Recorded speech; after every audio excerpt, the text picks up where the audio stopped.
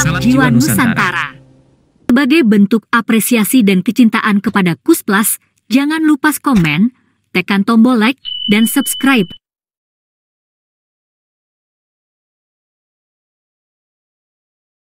Badai berubah cepat, menjungkir balikkan orde. Keluarnya KUS bersaudara dari penjara ditandai ekses rentetan peristiwa G30 SPKI, menyebabkan jadwal kuliah Universitas Respublika taat teratur dan kerap berubah mendadak. Kalaupun masuk kuliah, Yon pun sering mengantuk, terutama bila malam sebelumnya, show KUS bersaudara berakhir larut malam. Tony mengusulkan pada Yon, daripada kamu kuliah ngantuk, konsentrasi saja di musik.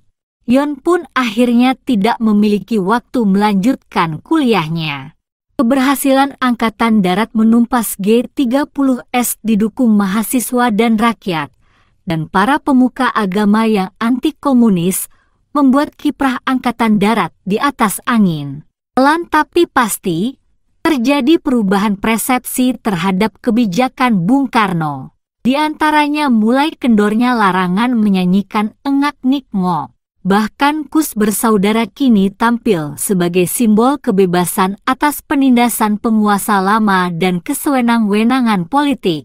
Sejumlah organisasi Gerakan Mahasiswa Jakarta, Kesatuan Aksi Mahasiswa Indonesia, KAMI, Laskar Ampera Arif Rahman Hakim, Satuan Aksi Pemuda Pelajar Indonesia, KAPI, dan Persatuan Wartawan Indonesia PWI, dan beberapa kesatuan militer, mengundang KUS bersaudara untuk tampil di pentas-pentas pertunjukan.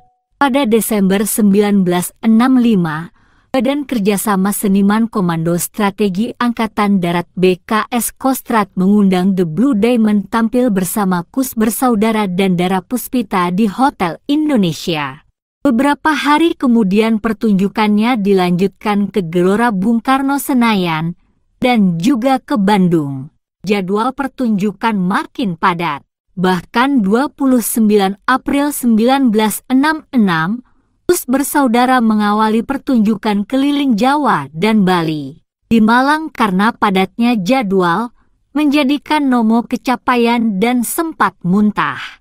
Demikian juga 5 Mei 1966, selesai tampil di Gedung Cendrawasih Malang, Nomo kembali ambruk.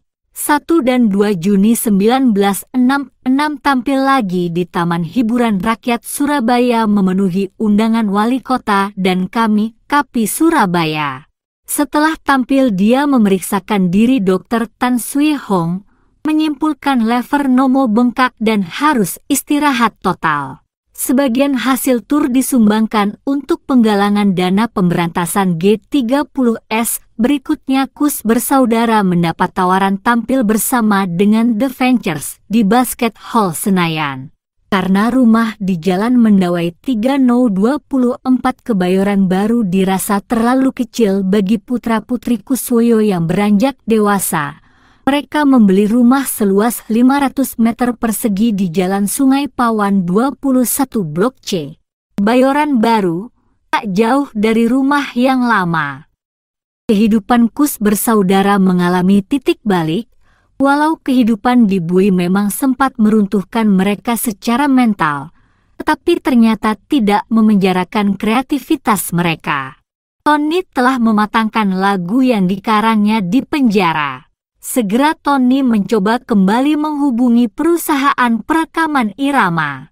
Entah akibat situasi ekonomi Indonesia yang sedang sulit, sehingga tidak bersedia memodali pembuatan rekaman mereka, atau karena kekhawatiran terseret masalah politis, atau masih melekatnya cap Nekolim, yang jelas Mas Yos tidak merespon sodoran lagu-lagu KUS bersaudara. Tony tidak patah arang, lalu menuju studio baru yang lebih agresif merekam penyanyi baru yaitu Remako. Berada di Jalan Abdurrahman Kali Pasir Penjaringan Jakarta Kota. Waktu itu direkturnya Jancia, namun usaha ini buntu. Upaya berikutnya Tony menemui Dikta Mimi operator rekaman yang menangani rekaman KUS bersaudara sebelumnya. Dick mulai mengoperasikan PT Dimita Molding Industries Limited yang berkantor di Jalan Kalibesar Barat 26 Jakarta Pusat. Juga membangun pabrik piringan hitam di Jalan Bandengan Utara 40B Jakarta Pusat dengan label Mesra Records atau Melody Records. Dengan tangan terbuka Dick menerima kehadiran lagu-lagu ciptaan Kus bersaudara. Tony merasa belum yakin. "Berani, Ong?" Dengan mantap Dick menjawab, "Berani, nanti saya yang tanggung jawab." Dick terkenal dengan sikap perfeksionis yang ia terapkan kepada tata suara. Handianto teknisi Kus bersaudara menawarkan diri ke Dick, tek, rekaman dan mixing pada sistem stereo 4 track. Dan kali ini rencananya tidak diedarkan dalam bentuk single. Handianto menceritakan proses rekamannya. Album ini mungkin menggunakan cara yang tidak umum merekamnya. "Saya mengutarakan ide kepada Om Dick untuk membuat rekaman Kus secara live antara instrumen dan sekaligus vokal. Karena Handianto melakukan rekaman pada sesi latihan yang direkam, hasilnya terasa lebih natural, bernyawa." Handianto menerangkan, "Perpaduan instrumen dengan vokal lebih baik dan tepat karena si pemain instrumen adalah sekaligus penyanyinya sendiri. Saya diberi kesempatan untuk mengadakan rekaman percobaan tersebut yang juga disetujui oleh Mas Tony. Saya atur penempatan instrumen dan mikrofon seolah-olah di panggung. Hanya Nomo yang tetap di kandang, drum, supaya suara drum tidak bocor masuk ke dalam mikrofon lain.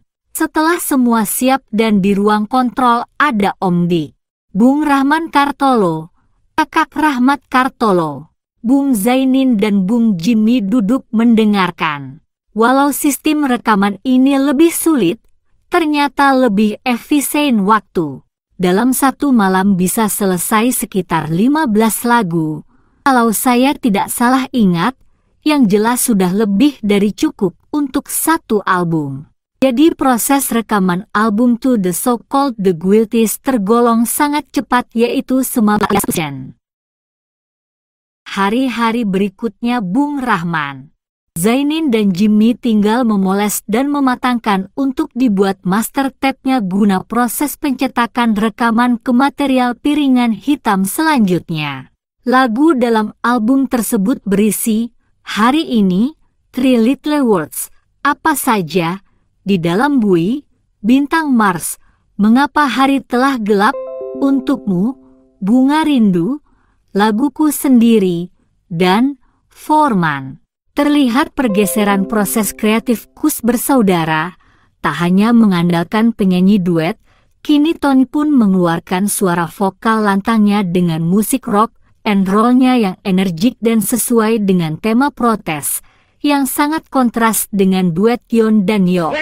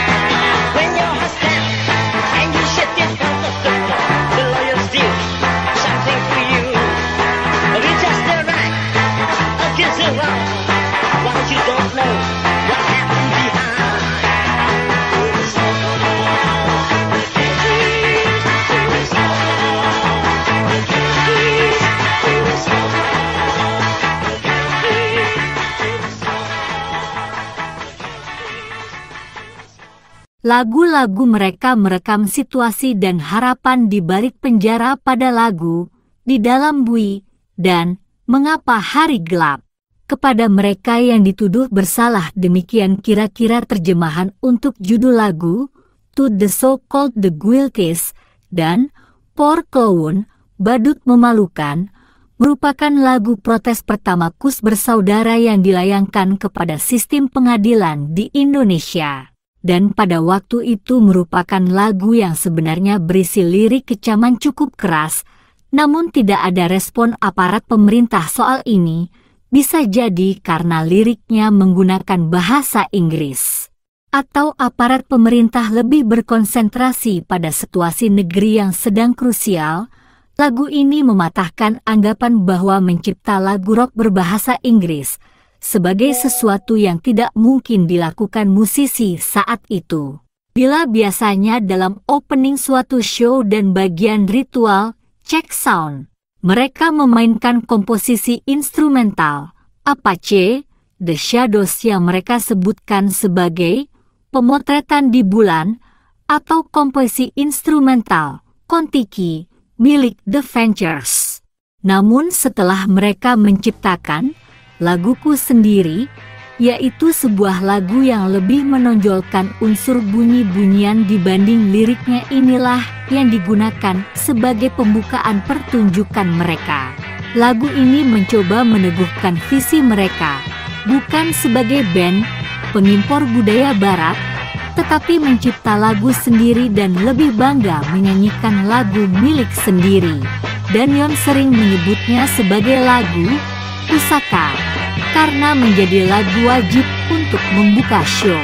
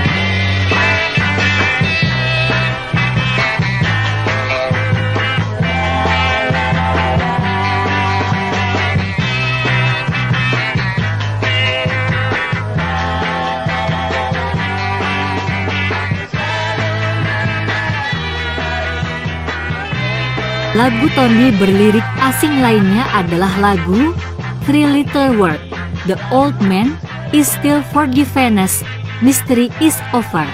Lagu-lagu itu berada pada piringan hitam yang berisi kompilasi musisi dan penyanyi lain di zamannya. Bahkan Kus Bersaudara mengeluarkan mini album khusus berbahasa Inggris. Lagu lain, I'm in Jail, Chose I Don't Know, Disappointed I Am Done, The Land of Evergreen, diproduksi Malaysia Musical Industry SDN. Berhad dan beredar di Malaysia yang diharapkan lebih berhasil pada pemasarannya di negara yang menggunakan Inggris sebagai bahasa pengantar resmi. Konsep visual Kus Bersaudara berkembang mengikuti tren The Beatles yang berempat. Tony punya alasan logis. Bukan penilaian Kus Plus saja atau Kus Bersaudara saja waktu itu ya. Dengan dunia kan sampai dari segi konservatorium, dia itu mempunyai nilai yang sempurna. Jadi dia punya harmonisasinya berangkat sempurna. Sampai sekarang masih saya anggap dia paling sempurna. Dari 24 lagu yang dipersiapkan dan direkam, ada 2 buah lagu yang tidak ikut terelise dengan alasan tidak memenuhi durasi piringan hitam, yaitu Diamond Ring dan Love Is Something to Know. masih tersimpan dalam pita master di tangan Handianto hingga hari ini. Tony pun berembuk dengan Handianto mendesain cover piringan-piringan sendiri. Ini tidak hanya tampil gambar Yon dan Yok, tetapi lengkap sosok Tony dan Nomo. Handianto melanjutkan ceritanya. Sesuai dengan keinginan Mas Tony, saya kembalikan KOES ke ejaan lama, setelah sebelumnya menggunakan nama KUS. Dominasi warna hitam itu melambangkan kegelapan hukum bagi orang awam di Indonesia, yang saya tafsirkan dengan huruf besar dan menyolok yang melambangkan betapa mudahnya mencap seseorang bersalah dan tanpa peradilan dimasukkan penjara berbulan-bulan, bahkan ada yang bertahun-tahun. Tahun 1967, situasi ekonomi Indonesia terus memburuk. Terjadi hiperinflasi sampai 650% setelah adanya pemotongan nilai rupiah, Rp1.000 menjadi Rp1 yang disebut senering. Rakyat menjadi tidak percaya kepada Bung Karno. Muncullah Tritura, 3 tuntutan rakyat yang menuntut agar pemerintah turun tangan membubarkan PKI, bersihkan unsur PKI dalam Kabinet Dwikora dan menurunkan harga pangan. Akhir 1968. Handianto tidak lagi memperkuat KUS Bersaudara, karena diminta Dara Puspita mengikuti show-show mereka keliling Eropa berlangsung Juli 1968 sampai 3 Desember 1971. Karena situasi ekonomi masih sulit, show di bioskop Megaria diistirahatkan. Permintaan tampil pun menurun drastis. Kehidupan personel KUS Bersaudara pun terimbas.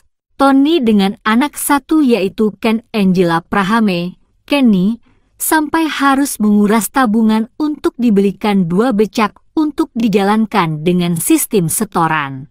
Ternyata setoran tidak cukup lancar, malah yang satu dilarikan oleh penariknya. Mulailah dia menjual almari, perabotan rumah tangga, peralatan musik, hingga satu-satunya radio yang dimiliki. Sementara Yon berusaha memenuhi kebutuhannya dengan membuka kios di kawasan Blok M, jual rokok buatan luar negeri yang dipasok dari Tanjung Priok. Nomo yang juga sudah menikahi Francis Loen, Mais, kelimpungan membeli susu untuk anaknya Mirza Riandiani, Shicha Kuswoyo. Mulailah Nomo kembali mencari sampingan dari menjadi makelar jual beli motor, bekerja di dealer mobil Tomaco, makelar rumah hingga, saya pernah kok di rumah sampai enggak punya duit, saya sampai harus nyopir bemo rutenya dari Majestic, Kebayoran Lama, hingga Santa, sambung Nomo. Walaupun demikian, Tony tidak lantas berhenti menulis lagu baru, dan latihan tetap dilaksanakan. Saat latihan, beberapa teman Nomo menghampiri dan menawarkan mobil, motor atau apa saja. Kadang terhenti sementara ketika ada teriakan, "Nom, motor harga 6.000 dilepas, apa enggak?" Sementara Tony mulai menahan perasaan jengkel, Yon dan Yok saling pandang. Nomo menjawab, "Naikin setengah aja." Teman Nomo bertanya, "Kalau naik 1/4, gimana?" Berat Tony menendang drum Nomo. Senara drum bergulingan dan cimbal berjatuhan dan latihan hari itu bubar. Esoknya Tony memanggil Nomo dan mengajukan pertanyaan, "Nom, kamu ini serius apa enggak di musik?" Nomo memberi usul, "Gimana kalau jadwal latihannya menyesuaikan waktu kerja saya?" Sambung Tony tanpa menatap lawan bicara, "Yon dan Yok sudah saya tanya soal ini, kamu pilih jadi makelar apa musik?" Nomo mencoba meyakinkan, "Main musik ya main musik, tapi jangan main musik rock, cari usaha bisnis lain." Akhirnya hidup ini tidak dapat hanya ditunjang oleh musik. Nada Tony meninggi sambil tetap menghadap tembok, "Gini aja deh, kamu jawab aja pilih jadi makelar apa musik." Sambil mempertimbangkan keperluan keluarga, Nomo menjawab, "Mantap, Mas Ton. Saya pilih bisnis." Tony segera meninggalkan. Tony berpikir keras mencari solusi. Ikuti kisah selanjutnya.